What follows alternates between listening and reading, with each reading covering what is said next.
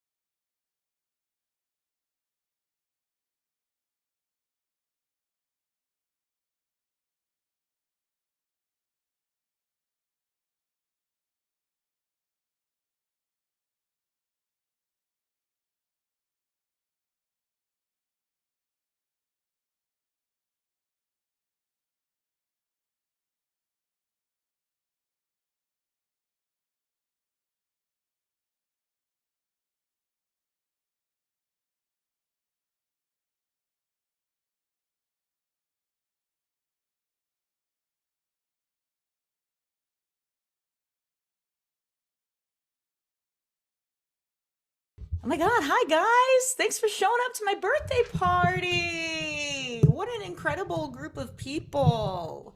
This is so cool. You know, this is my plan anyway, is for this to be collaborative. So I have questions. I want people to unmute, turn on your cameras if you can. I want to see your beautiful faces.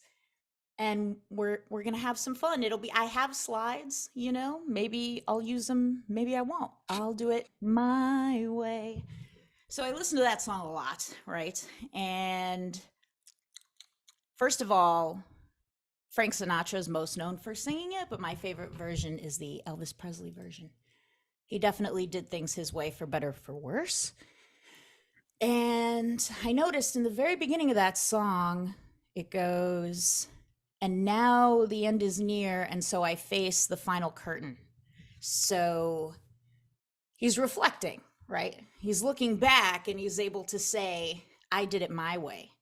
And that immediately made me think, well, let's not wait so long. Let's be able to say today that we're doing it our way. And then when we face the final curtain, we could say, in times of doubt, that we ate it up and spit it out. And we take the blows, they're always blows.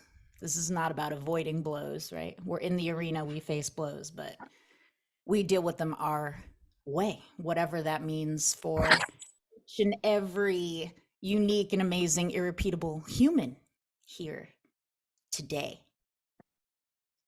So let's see. Do I do slides or do I open with a question? Question. Okay. Here's my question. I'll show the slide for it so that you see your choices. It's a multiple choice question. Of course, there is no wrong answer. The questions are unique to you. I want to get a sense of your inclinations and thought patterns and proclivities. Can you guys see my screen? Wonderful, thank you. And I'm gonna open the chat so I can see the responses to this. And my amazing assistant Issa is on. I just want to make sure, Issa, you keep admitting people as they come in so I could be fully attentive to what we're doing here. Thank you. So which of these, let me know in the chat, 1, 2, or 3, do you tend to think the most often? One, I have no time. I have no time. Shit, I have no time. Two, I don't know where the time goes. Or three, I have too much time. Does anybody think that? I have too much time. Sound off in the chat, 1, 2, or 3. Notice these things are not necessarily in direct opposition to one another, but I think the subtleties of the language we use in our own heads is significant. Emma says 1 and 2 equally, sometimes 3. I'm going to scroll up in the chat so I could see. A lot of 2s, a lot of 1s, sometimes 3, 1 and 2s. Yeah, right? We're all busy, ambitious people here who work hard. So it's easy and reasonable to feel like I don't have time, or I don't know where the time goes, such that I'm not advancing in the pursuit of what I really want, which opens a whole myriad of other questions, right? Like, if you did know where the time goes, where would you say it goes? As an example, what I might argue, though, for a lot of us, is that we actually do have too much time. If we had less time, we would be forced to be more efficient with it. Let me ask you this. If you could only work for 4 hours a week, do you think you would make more money? If you could only work for 4 hours a week, do you think you would make more money? Emma says yes. If everybody else is a no, that's quite all right. That's an example of a constraint we can put on ourselves that forces us to maximize our leverage, our efficiency, and our capacity with the limitation of time. If you actually had less time, you would pay more attention to it. And so let me say this stuff in a different way. Mike says, depends on the work, 4 hours with what outcome? Well, that's definitely, it depends. It's dependent on you. What outcome do you want? If you only had 4 hours, how would you structure it? How much more quickly would you begin to delegate, to hire, to invest, to lead, to create systems that other people could follow? But when you have this abundance of time, it's so much easier to fall into the patterns of nobody can do it but me. Nobody does it as well as me. Or even sometimes nobody does it as fast as me. But there's an irony there, because if you're the one doing everything, even if you do it faster, as a whole, you're going slower than you would be if there were other people on board. Which is something I had to train myself, because generally I'm like a 9 quick start. If you guys have taken your Colby, I'm like, nobody can do it as fast as me. So I lost my chat. So I wanted to open that up with time, and I'll give you, hold on, bear with me. First time tech stuff. That's a really good quote, but I'm going to set it up first. What I also need to do, and I forgot, is spotlight me. I think I did it. There we go. Because it is the Laura show after all. So I would call that one of the blind spots that a lot of people have when it comes to being mentally tough, when it comes to being efficient and productive, this fighting with time. And the way I deal with that is by having a long time horizon. It's one of my tenets of mental toughness, which we're going to be going in depth over in the 3-day masterclass that starts tomorrow. I have a long time horizon. So And I'm jumping around here, but you all are smart and I think you can handle it. So we have this guy, Srila Prabhupada, and I apologize for probably butchering the pronunciation of that.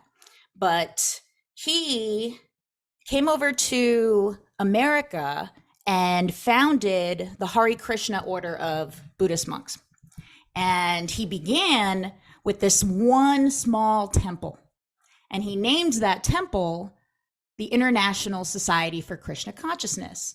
One day, a guy says to him, "This is just one tiny temple. How could you possibly call yourself the International Society?" And he responded with, "We already have temples and devotees all over the world. There is only one thing that separates us: time."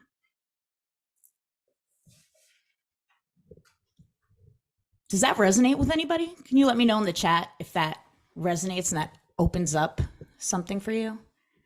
If the only thing that separated you from achieving what you wanted to achieve was time, how much better would you feel?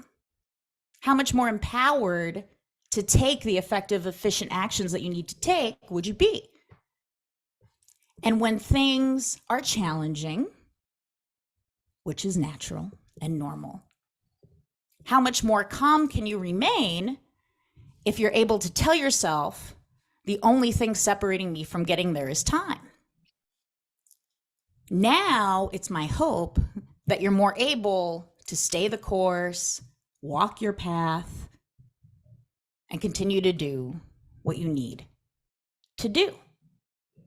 It gives you this feeling of inevitability. The inevitability of attaining what you want with time.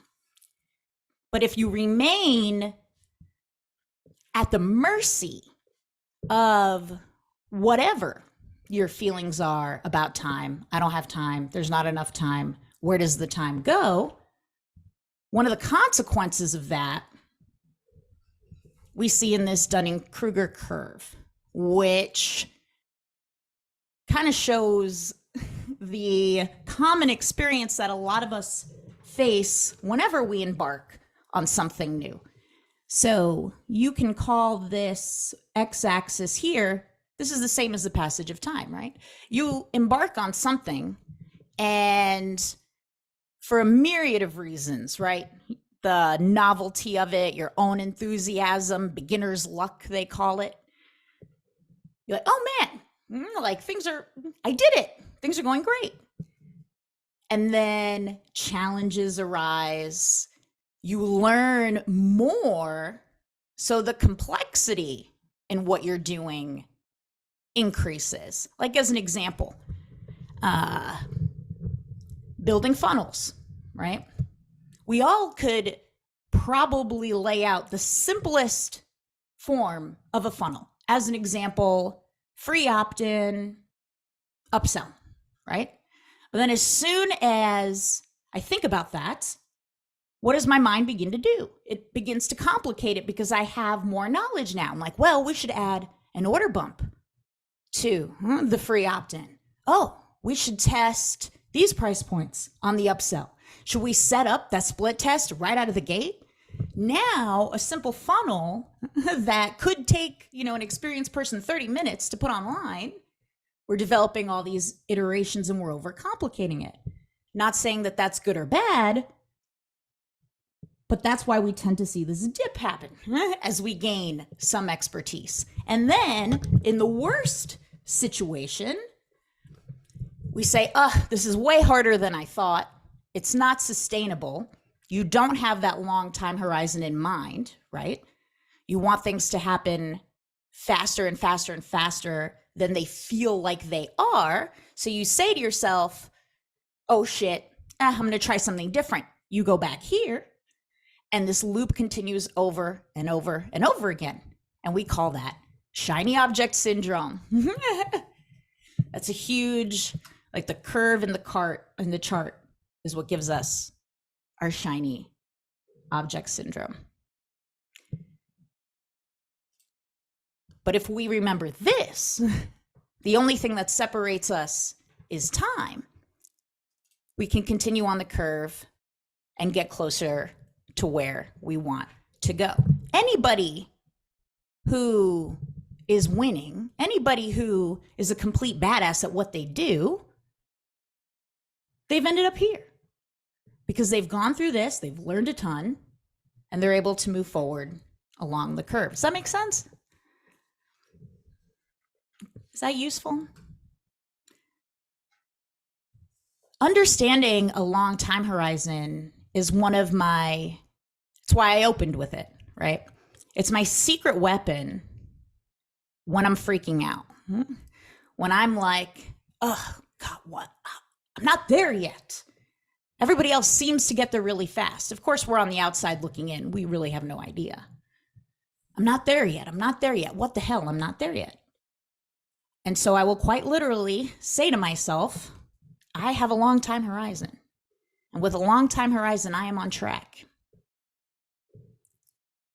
And the things that take you a year, 5 years to attain, just how we on the outside look at others, others will look at us and wonder how we did it so quickly.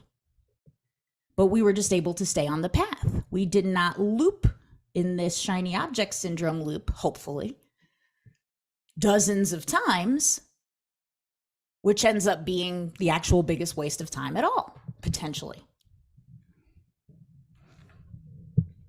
I want to say it in one other way. I fielded a few questions recently about or from business owners who either had their best year ever last year and they immediately want a 10x it. I get it. Healthy, normal, reasonable ambition. And another business owner friend of mine who did not beat 2022 in 2023. But after doing a year in review exercise that I teach, and he was so upset. He was like, I didn't beat it. I didn't beat 2022 and 2023. But when we did the year in review exercise, he realized, oh my God, I was more profitable in 2023. And oh my God, I've developed systems that will enable me to scale. I'm flipping the years. I didn't beat 2022 and 2021. You guys know what I'm saying. Time, she's a motherfucker. It's the whole point of this, of this dialogue. But he discovered that he was in fact more profitable and he had built the systems to scale. So that leads me to this. You need to be somewhere. Imagine this. You need to be somewhere in 5 hours. Your kid is giving birth. You're something crucially important that you get to this destination in 5 hours. You plug that destination into Google Maps. Google Maps tells you that you will arrive to your destination in 3.5 hours. Does it make sense to speed?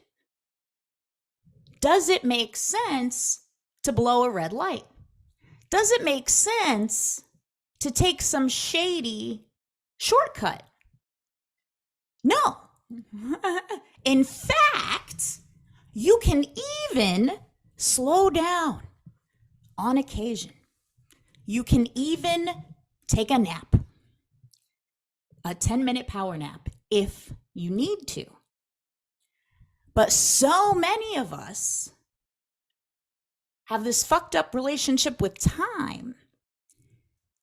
So many of us do not hold on to, I have time, I have a long time horizon, and we end up speeding, running the red light, and taking the shady shortcut, which causes us to blow everything up, and then we do not arrive even in the 5 hours that we have. We do loops like this.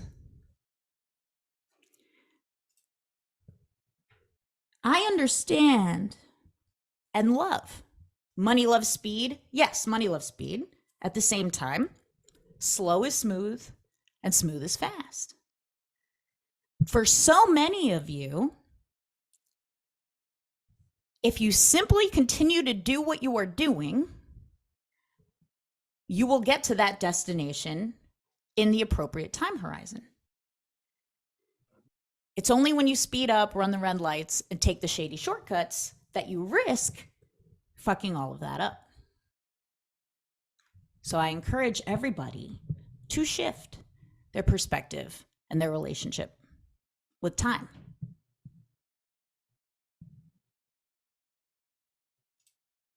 And here are the ways I say it to myself, especially when I'm in it, especially when I'm feeling some type of way. I am on track. Time is my ally. You cannot do anything about the passage of time. Pretty much, barring like mind-altering substances and stuff. For the most part, you cannot do much about the passage of time. So you may as well make it your ally. Something that is in your corner versus something you're fighting against. And if we have the roadmap and we know that we could reach our destination in that time frame, then we can at times slow down and rest. You can feel it. Like, does anybody who here has dabbled in cryptocurrency or has bought some of a cryptocurrency, purchased an NFT? You could say me in the chat. You could say I'm a degen. I'm a degen. Crypto buyer in the chat. A very tiny bit. None of you? Who the hell is on this call? I know you guys are getting crypto. I know you are. Go on. Who else? Warren. Yep. Ryan, me. Mary has an NFT. No idea what to do with it. Jeannie didn't get any of the payoffs. Bassam invested a lot. When you hear Silas is a degen, yeah, when you hear these things like this coin is going to 100x like tomorrow, you know, go, go, go. And you feel this rush. Anytime you feel that rush, and I'm sort of using crypto as a metaphor here, but anytime you feel a rush like that is a great indicator I should step away from the computer. I could put a day, 48 hours between myself and that decision. You risk virtually nothing by doing that, but you're able to step in with a much more clear, calm perspective and take more appropriate action versus I got to rush, I got to jump in, I got to do this. That carries over to many, many, many things. So I will backtrack and ask you this. What's more important? Generally, mindset or tactics? This is an opinion question. There's no right answer. Mary says mindset. Faith, mindset. Jeannie, mindset. I mean, it kind of makes sense for this crowd because that's who I would that's who I would attract. This is sample set bias. Here's another great example of sample set bias I saw just the other day. Thank you, Carolyn, for that rounded answer. Carolyn says both depends on where you are in the process. Yes, nearly everything depends, which is actually a secret to mental toughness. Things are not one or the other. It depends. But Andrew Huberman of the Huberman podcast, Stanford, I think, scientist, really into healthy lifestyle, biohacking, you know, he's like cold plunge first thing in the morning type of guy. And he made a poll on Twitter that asked if you were going to have drinks on New Year's Eve. And the choices were sober, 1 to 3 drinks, 3 to 5 drinks, 5+ drinks, something like that. And he had thousands and thousands of people answer the poll, something like 20,000 people. 46% said sober. And the other majority was in the 5+ drinks. So that's also interesting, right? The polarity. But I thought to myself, man, this is a perfect example of sample set bias because Huberman's followers are more into that clean, sober, healthy lifestyle. You brought that poll out to a more generalized population, And I don't think you're going to see a majority in the sober camp, perhaps in the 1 to 3 drink category. Interesting aside. So it makes sense to me that for this crowd, we would say mindset is more important. And generally, yes, I tend to agree. Why? Because mindset is what I like to call a force multiplier, something that increases the effect of force. So if you apply your force, your effort into something, what is a multiplier you could add so that your force is always more and more and more effective? I argue that a strong mindset is one of those things. It's foundational. Clarity on what you want is a force multiplier. How much easier is it to say no when you are clear on what you want and something presents itself that has nothing to do with what you want? Acceptance of who you are, what your preferences are, what your biases are, on what you want. Acceptance of when you feel like shit in the moment. Okay, I feel like shit right now. That's okay. It's pretty normal. Happens to all of us. Versus I shouldn't feel this way. Telling yourself I shouldn't feel this way is not a force multiplier. In fact, it's a force halfer. Because now half, at least, of your attention is fighting with yourself. Not very useful. The mental models we create of the world, long time horizon, risk versus reward. All of these things can be force multipliers because you're able to apply them to your decision making over and over again. All of these things, I would say, are fundamentals. And faith brings up gratitude.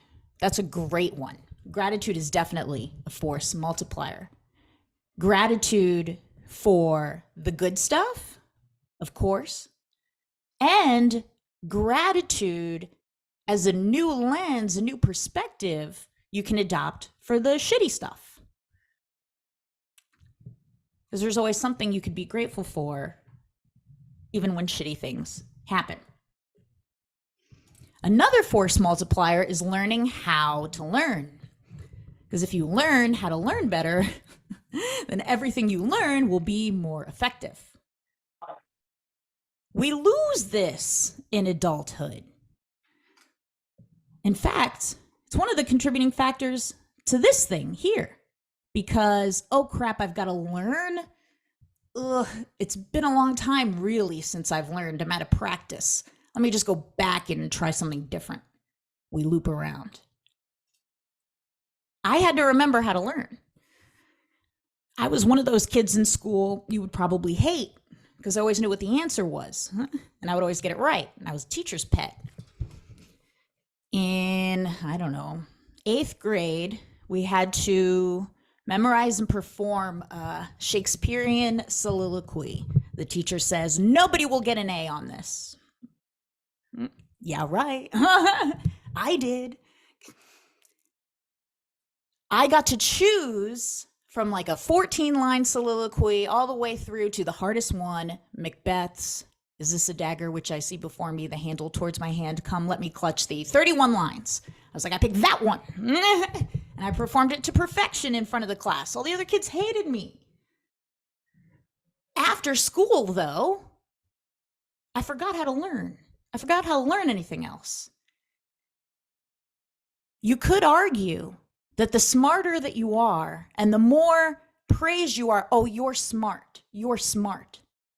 Yeah, that's nice to hear. But the moment something challenging comes, you don't feel smart and you feel like, well, this just isn't meant for me. You become, I got a slide for it, fixed in your learning. Where is she? It'll be worth it.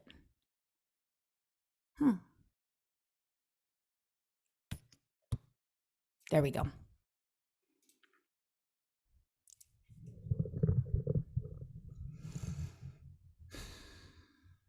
it ends up feeling fixed. Your smartness, your intelligence. So when it comes time to learn the next things that you need to learn to get to the next level, you might feel resistance to it. So I'll ask you a question with regards to this. Which of these do you tend to think the most? I need to be smart to succeed. I'm eager to learn more in the areas I'm naturally good at. Or I want to improve my weaknesses. Now, of course, you can think all three of these things at certain times. But if there was one that you identify with the most, let me know, because I'm curious. I need to be smart to succeed. I'm eager to learn more in the areas I'm naturally good at, or I want to improve my weaknesses. I see a good amount of 3s and 2s. This is interesting. Mary's a sponge. Yeah, I know Dr. Mary Bell is smart as hell. Now, when you want to improve your weaknesses, I wonder about this, right? Because they like to say, and we're often taught, don't focus on your weaknesses, focus on your strengths. Now, the problem with that line of thinking is it's dichotomous, right? It's one or the other. And one of the quotes I've heard about this is, if you focus only on improving your weaknesses, then you'll just have a bunch of decent weaknesses. But where can we do both? How can we use the big brain and really give conscious thought to, well, which weaknesses, if worked on gradually, could make a huge effect, could be a force multiplier? Which of those weaknesses? That's something I want you guys to think about. Versus, like as an example, I am not trying to think of one of my weaknesses that I've just accepted and I'm not going to work on too much. Organization, not entirely, not the best. Somebody else can organize me. So I let that one go. There's a parallel to be drawn with the thinking of, I shouldn't feel that way. I should be better at organization. It's not a force multiplier. If somebody else can organize me and I do my part, which is show up and follow through on my commitments, that's the bigger force multiplier. So we can outsource organization. So what are some weaknesses of yours that it makes sense to say, that's the way it is? But these other ones, if I tweak and I improve, could make a big result. Delegation, leadership. For many of us, these are probably areas where a little work, if you find yourself weak there, could be hugely helpful. So a study was done on this whole You're Smart thing with kids. Carol Dweck, in her amazing book, Mindset, talks about this. The kids who were told, you're smart, you're smart, you're smart, as soon as something challenging faces them, right? It could be learning a new type of math, usually something that is more challenging, something that requires effort, they run into a wall because they suddenly feel not smart. Versus children who are told, you try really hard, you give a good effort. They face a problem, they run into the wall, but they're like, well, I give a good effort, so I'm going to try again. Versus the kid who's like, well, usually I'm smart, so this must not be for me. So all of this is a balancing act. And I try really, really hard to tell Eden, my daughter, you give a good effort. Even when she's just smart as hell. I was like, oh, that was a really good effort. Both when they're naturally adept at something and when they're not. You're giving a good effort. You tried again. It was hard at first, but you tried again. That's the concept of self-efficacy. It's different from self-confidence. It's different from self-esteem. Self-efficacy is the feeling of, I trust that I can try. I trust that I can try. This is a muscle you can do bicep curls on. So anytime you're facing an unknown, you don't have to task yourself right away with, I'm going to smash it. I'm going to do the best fucking ever. I'm going to get all these results and all these outcomes. It's wild to think like that out of the gate. Now, if you naturally do, then by all means, great. We take whatever works. But if there's a context where you're not quite sure, and you're feeling nervous, I ask you to give yourself just some self-efficacy. I trust that I can try. We can try nearly anything, right? I trust that I can try. Useful? Useful so far? You say happy birthday in the chat if this is useful. Awesome. Thank you, Mary. Thank you. Thank you, Jeannie. I trust I can figure it out. Yeah, Carolyn, definitely. Marie Folio. If you guys don't follow her, I suggest you do. She's really great. Everything is figure outable. That is a line her mother said to her one day, and she wrote a whole book around that concept. Everything is figure outable. I don't have this in a slide, I don't think, but I've been thinking about this. Everything is figure outable, and the theory of constraints. So the theory of constraints is this kind of advanced economic principle and framework that concludes that if we could find the biggest constraint and fix it, we get our wins versus adding a bunch of stuff on. What is the biggest constraint that we can remove from a situation in order to get to that next level? And I trust that each of you could try to find that. What is the biggest constraint? Is it a lack of focus on your part? Is it a lack of direction and planning? Is it that you've committed to 45 different things? Take some time, sit with it. Remember, that's how we learn how to learn. There's this huge propensity we have. Ooh, Laura said this, I got to know what that answer is immediately and I got to get to work on it. No, if you do, by all means, great. But a lot of what I try to do is just open the loop for you. Just something to think about, something to be receptive to. When that loop is open and you have receptivity, you might be surprised. The answer might come to you in a dream or in the shower. And the reason for that is because our brains are operating in a different way, more of that alpha state, that calm state. Different neurons quite literally connect right before we fall asleep or right when we wake up in the morning, or we'll even have a dream about it. So just maintain some receptivity to, if I had to find the biggest constraint that is holding me back, what is it?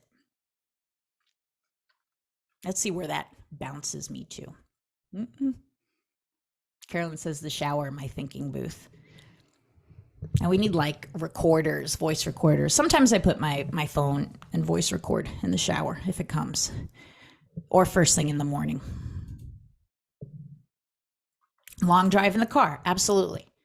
And Daniel Kahneman, he describes the same concept in a different way in his book, Thinking Fast and Slow. Diffuse mode thinking versus like focused, attentive thinking.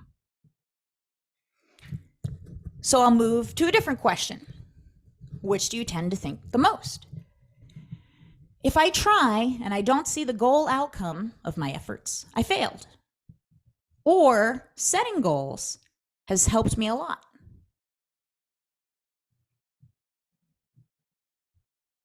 Ooh, this is great.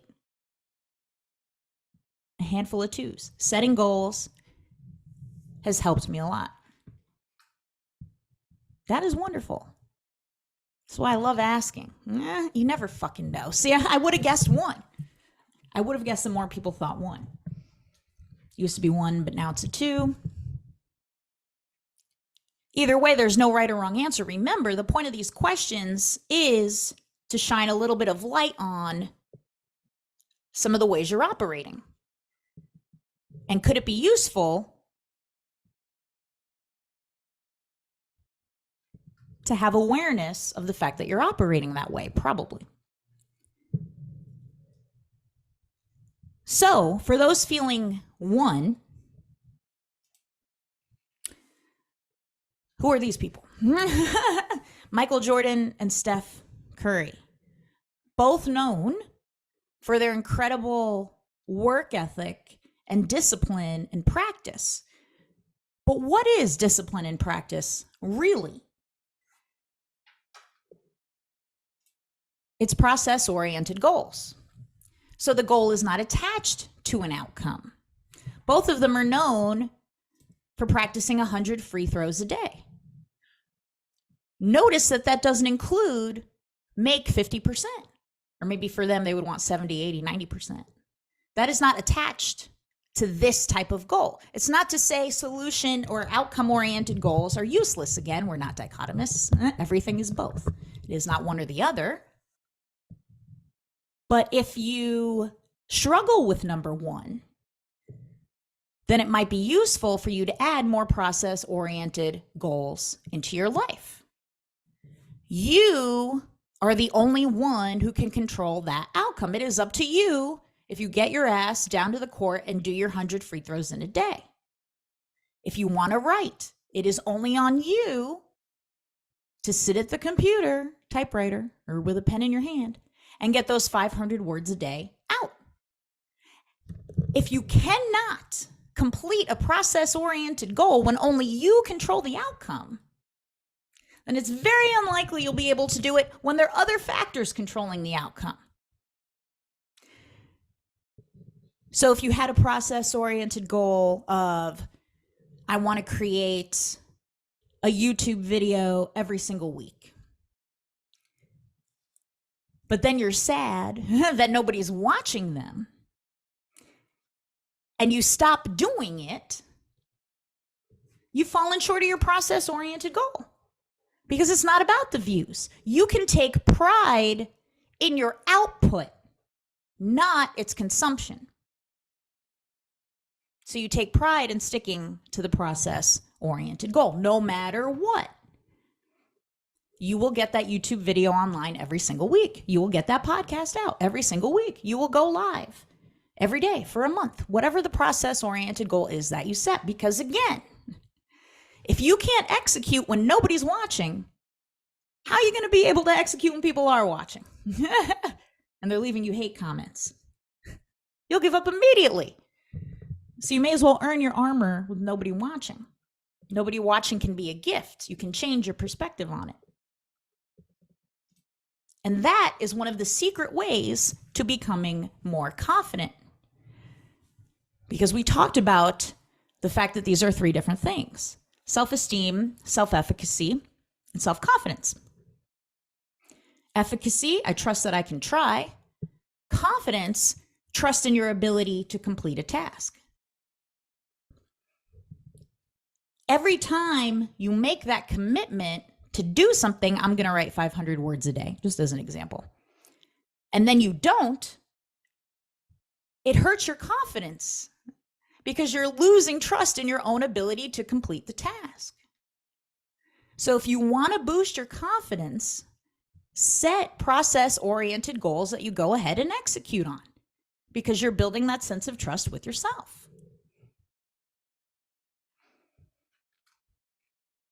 And I'll quickly go into my strategy to develop process-oriented goals, because we are in a new year here. Sidebar, tangent.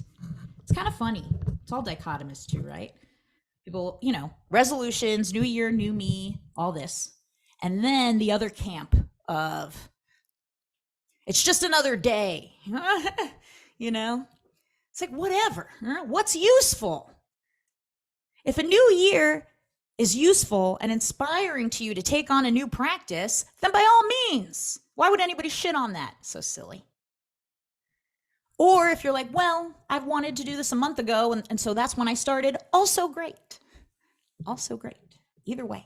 So we're in a new year, and it might be a useful time for all of us to come up with some process-oriented goals. Simple. You want to create these goals so that you can do them on your worst day. Do not create goals that require you to be at your peak every single day. The peak is a small place. It's hard to beat by definition.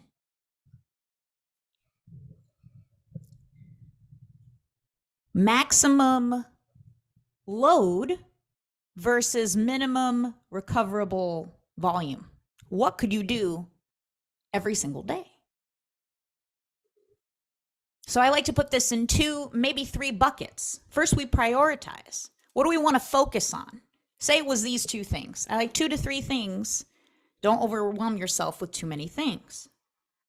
But if your things were, for example, I'm going to write books and I want to improve my health. Those are my 2 buckets. Those are the 2 things that are most important to me. Let's say this year. Let's just add a unit of time to it this year.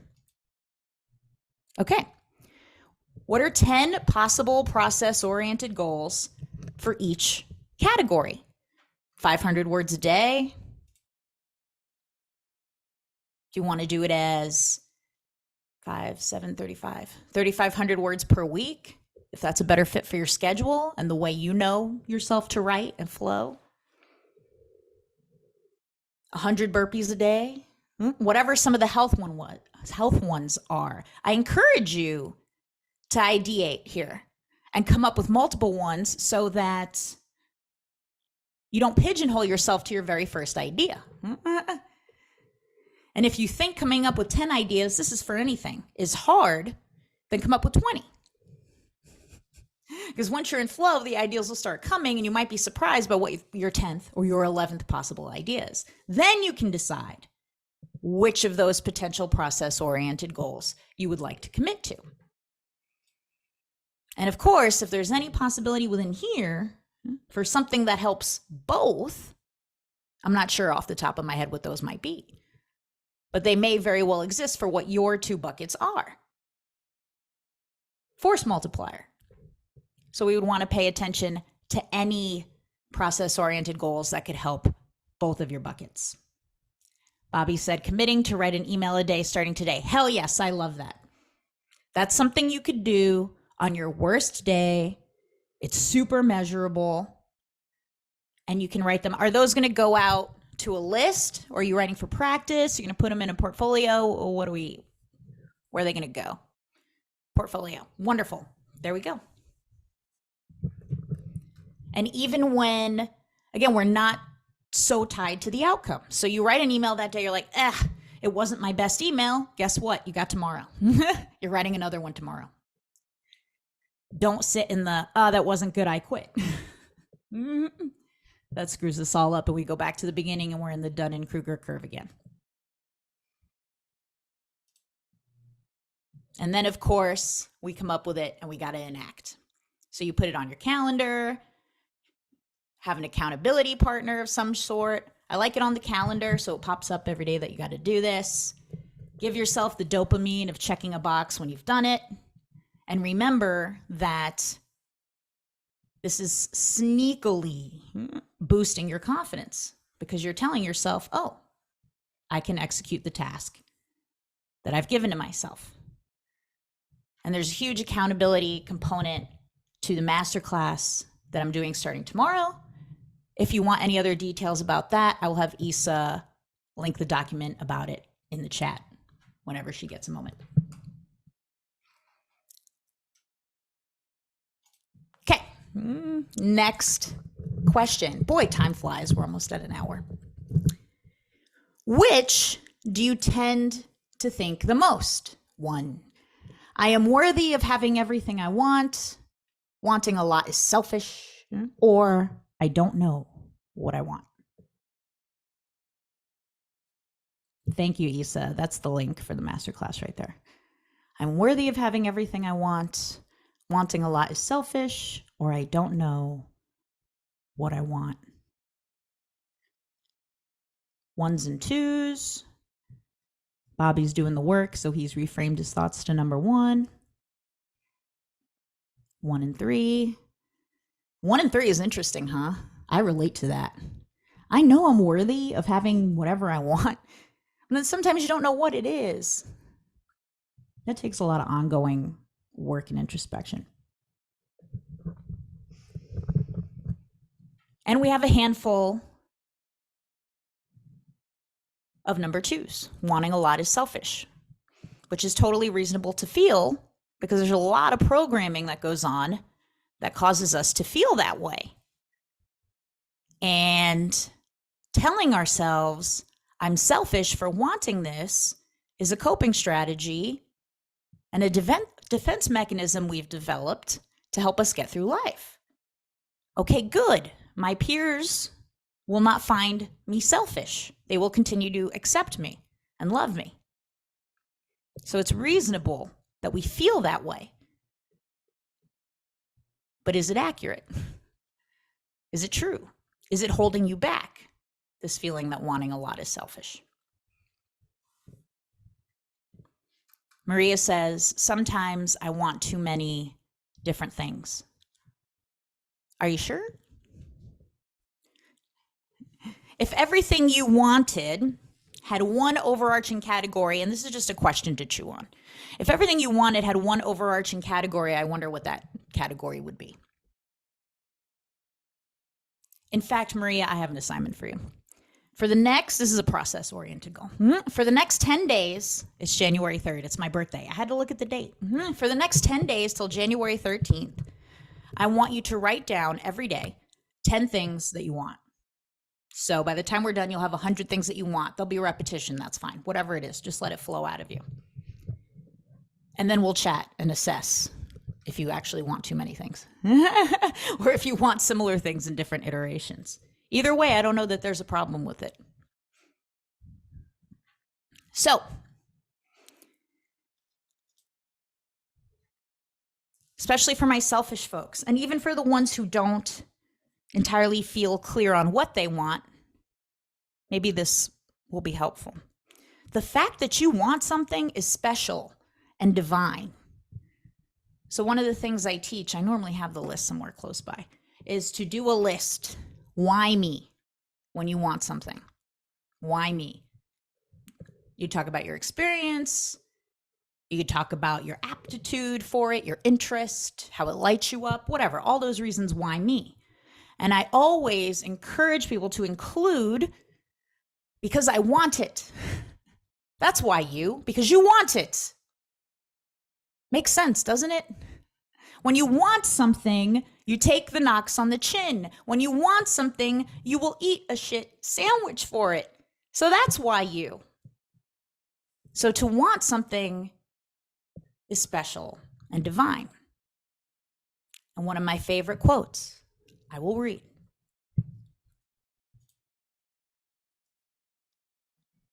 This may be bleak to start. We're going to die. And that makes us the lucky ones. Most people are never going to die because most people are never going to be born. The potential people who could have been here in my place, but who will in fact never see the light of day, outnumber the sand grains of Arabia. Certainly, those unborn ghosts include greater poets than Keats, greater scientists than Newton. We know this because the set of possible people allowed by our DNA so massively exceeds the set of actual people. It is in the teeth of these stupefying odds. It is you and I, in our ordinariness, that are here. We privileged few who have won the lottery of birth against all odds. We privileged few who won the lottery of birth against all odds. So why the hell would you sit around and tell yourself that what you want is selfish? Because you see what this means. The lottery of birth against all odds. You're lucky by birthright. You are born into luck. There is no lucky, unlucky. They're more lucky than me. You are lucky by birthright. Everybody, and especially us, you're watching this call via the internet. You're able to sit at a computer or phone and absorb this material 10:30 a.m. on a Tuesday. You're even luckier than the majority of the population. So to potentially reframe any feelings of wanting a lot as selfish, holding yourself back from what you want is flipping off the luck you have by birthright. And for what? To appease who? We're grown-ups now. We're adults. So the things that we've learned to protect us, wanting a lot is selfish. I don't want a lot. I want to stay protected and loved and safe. That's gone now, though. You're an adult. So if you picture yourself, this is an exercise one of my coaches did with me. I thought it was really good. If you picture every age of you sitting around a campfire. So there's today 37-year-old Laura, 36, 35, 34, all the way down to 1. 7-year-old Laura is going to have reactions to certain things. 7-year-old Laura may feel like I shouldn't feel that way. 7-year-old Laura may feel like, well, wanting to do that is selfish because my mom's going to yell at me. All that. 13-year-old Laura might feel pissed off and might be like, and confused, right? And confused. Why is it like this? And I'm pissed about it. Whatever we are today is the rolling average of all of that. So if you can begin to parse it out and make a choice, we have choices about where we look, how we think, how we perceive things, the stories we tell ourselves. So if I were to honor all those other little Lauras around the campfire, yeah, I totally get it. But I'm this Laura now. So what choice do I make? It's in the pursuit of what I want. And I'm honoring the fact that I'm lucky by birthright, even though challenging things have happened to me. Make sense? And that is a Richard Dawkins quote. He's most known for being an atheist. I am not a hardcore atheist. I'm not even an atheist, really. I'm agnostic type, like Richard Dawkins. But we don't have to agree with every single stance somebody takes in order to appreciate their genius and their brilliance, right? In fact, I learned that quote when I went to an interview held by the Physics Society, I don't know, at one of the universities here in Arizona, and Richard Dawkins was being interviewed. And the guy interviewing him is also a pretty hardcore atheist. And so he was trying to goad Dawkins into talking about why atheism is the way. And Dawkins is like in his 80s now, and he didn't want to talk about it anymore. He's like, I feel like I've answered those questions enough times. So I sort of laughed to myself thinking, it could be that as Dawkins gets older and gets closer to the final curtain, that he's like, well, I don't know about all that atheism shit. Maybe let me just hedge my bets. That was just my interpretation. I thought it was funny. You are lucky by birthright. How cool. Pascal's wager. That's right, Carolyn. It's like, you may as well. And that comes to this issue of worth. Worth, right? Well, I'm not worthy of going after what I want. Am I really worth that? Do I have to prove myself? What is this issue of worth, right? People will say, charge what you're worth, or they'll, and in casual conversation, somebody else might say to you, oh yeah, you're worth it. I could tell you're worth it. And so you want to say, well, it's not really about worth. Like I'm this irrepeatable human, so I'm above the paradigm of worth. I don't know. That doesn't really resolve it for me. So I kept thinking about it. And I got lucky, because I'm lucky by birth, right? The origin of the word worth comes from Latin verb, vortieti. I wrote the pronunciation, the softy, vortieti, which means to turn, to turn. So I started thinking about that, to turn. If worth is in turning. So I thought about that in two ways. One, your ability to transmute what's handed to you into what you want, to alchemize tough situations, to put them in your tank so they're fuel for you instead of in your trunk or your baggage to you. Tank versus trunk. To transmute what's handed to you into what you want, to alchemize pressure into diamonds, let's say, as an example. There's another definition of turn. To physically and mentally turn your attention. You have a choice. You have a choice.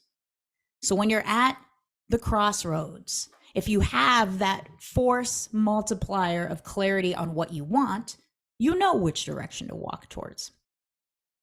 If you have that force multiplier of a long time horizon, you know that you can quite literally shift your perspective from your cell phone right here in your face, put it down, look out there, shift the perspective, think longer term, realize that you are on track, 3.5 hours.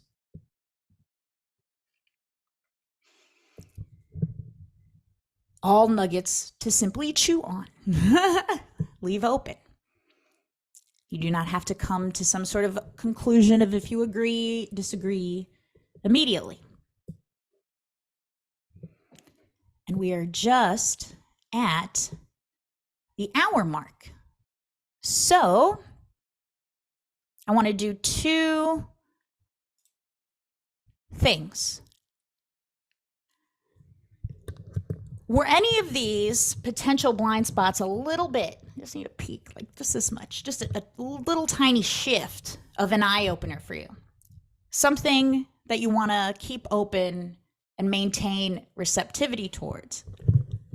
Because if you catch yourself with the stuff like, I have no time, now I could be the little angel or devil, whatever your perception is, on your shoulder saying, maybe you have too much time. What if you had less? How would you solve this with less time? Or was looking at process-oriented goals helpful? This way you're not attached to the outcome. And now you know, shit, if I cannot do it when it is only me, how the hell am I going to do it where there are other things affecting the outcome?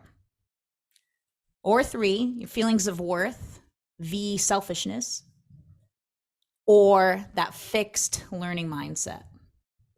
What do I need to learn next? Oh crap, I got to learn again. It's a beautiful thing.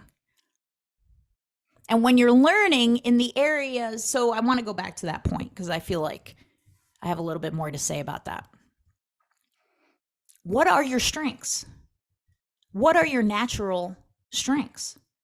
Because if you invest attention, resources, bandwidth into developing your strengths, if you're naturally in the top 10% at something, which we all are, we're all gifted different attributes, proclivities.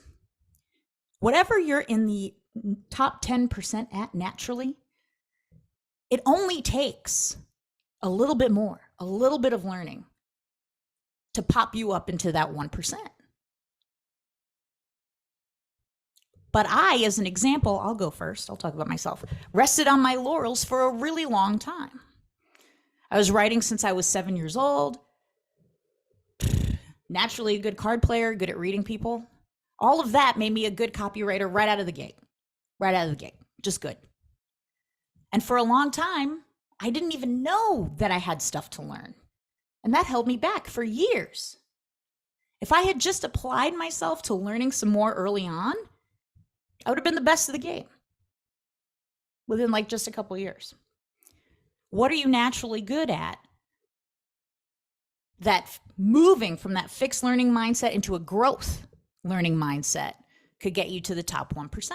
And then applying that to which weaknesses if improved, would be that force multiplier for you, and which should you just let them be? I'm never going to get better at doing my accounting, right? As another example. I should be better at accounting. No, you shouldn't. Those are resources to apply to what you're already in the top 10% at. Cool. So it looks like it was a nice spread also. People got stuff out of 3, out of 1, out of 2, out of 4, which is exactly kind of an ideal outcome for me, right? Because I want it all to be useful. All right. So I'm going to tell you this, and then anybody who must leave can, but then I want to open it up for a little bit of discussion to whoever would like to hang out for that. It is a birthday party after all. Jesus Christ, Laura, you really know how to have a fun time on your birthday. Lord, I know. This is my idea of a fun time. I'm going to play a poker tournament later today too. That's what's going to be fun. Interestingly enough, a lot of these principles apply to poker. Maybe someday I'll write about that. Maria asks, I'm curious to hear your thoughts about how we can recognize our strengths. We'll hold on to this up. Okay, good. Yeah, let's talk about it at the after party. For first, I just want to let you guys know, because I tried to make it clear and not a bait and switch. In signing up for this, you will also just get notifications, reminders of every Tuesday. Every Tuesday, we're doing this stuff. We're going to go deeper. I'm going to be polling you guys on what would be most useful for us to talk about, open discussions on, bringing in the occasional guest when I think they would be useful for everybody. So future classes, Tuesdays, 9:30, all free for us to hang out. We'll include stuff like how to stop procrastinating. For you guys who follow me really, really well, you know that line is kind of a trick. I'm kind of tricking you. I won't tell you why, though. It'll be revealed in the class. Problem solving and decision-making frameworks. What to do when you're at those forks in the road. I think every single moment of time you're at a fork in the road. You realize that? Every single moment of time is a fork in the road with a gazillion different directions. Our reticular activating system, we're blocking a lot of them off because we would go insane if we saw them all. That's how you get hyperpresence, when you realize, oh, I'm at yet another fork in the road. What am I going to do? Anywho, we'll go through ways to boost confidence, different leadership, delegation, time management, and how to prioritize your high value tasks. If you only had 4 hours, what would you do? How to feel worthy no matter what. We will keep that thread going. And the continued removal of blocks like wanting stuff is selfish, imposter syndrome, fear of the unknown, shiny object syndrome, all of that. So that's what we're going to go through in more detail in future classes together. I cannot wait. I already can't wait till next Tuesday.